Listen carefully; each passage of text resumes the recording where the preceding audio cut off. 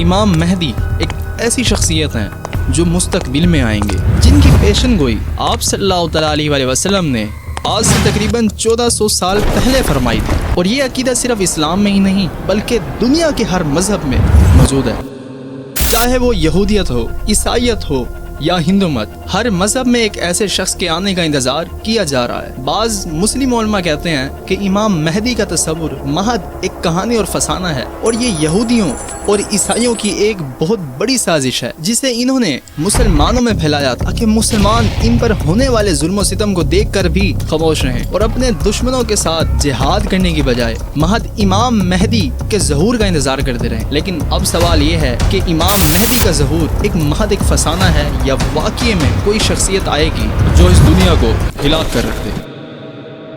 جب یہودیوں کی سازشوں کی وجہ سے اللہ تعالیٰ نے حضرت عیسیٰ علیہ السلام کو آسمان پر اٹھا لیا تو تقریباً 70 سال بعد سارا فلسطین یہودیوں سے بھرا ہوا تھا، لیکن حکمرانی ان کے پاس نہیں تھی بلکہ روم کے پاس تھی جو اس وقت کے سپر پاور تھے۔ فلسطین رومی سلطنت کا ایک چھوٹا تھا صوبہ تھا۔ یہودی اور رومی مذہبی اعتبار سے ایک دوسرے سے بہت مختلف تھے۔ یہودی توحید پرست تھے اور ایک اللہ پر ایمان رکھتے تھے، جبکہ رومی کئی خداؤں پر ایمان رکھتے تھے۔ اسی وجہ سے رومی کبھی کبھار یہودیوں پر بہت ظلم کرتے تھے اور ان سے بھاری ٹیکس بھی وصول کرتے تھے۔ جب رومیوں کا ظلم حد سے زیادہ بڑھ گیا تو یہودیوں نے رومی حکومت کے خلاف بغاوت کر دی۔ اس پر رومی بادشاہ ٹائٹس نے یہودیوں پر حملہ کر دیا۔ رومی فوج نے فلسطین میں داخل ہو کر یروشلم شہر کو چاروں طرف سے گھیر لیا اور شہر کے تمام راستے بند کر دیے، بلاک کر دیے۔ پھر ٹائٹس کی فوج نے نہ بچوں کو چھوڑا اور نہ بوڑھوں اور عورتوں کو۔ جوزیفس کے مطابق اس دن تقریباً 11 لاکھ یہودی قتل کر دیے گئے اور جو بچے کچھ بچ گئے تھے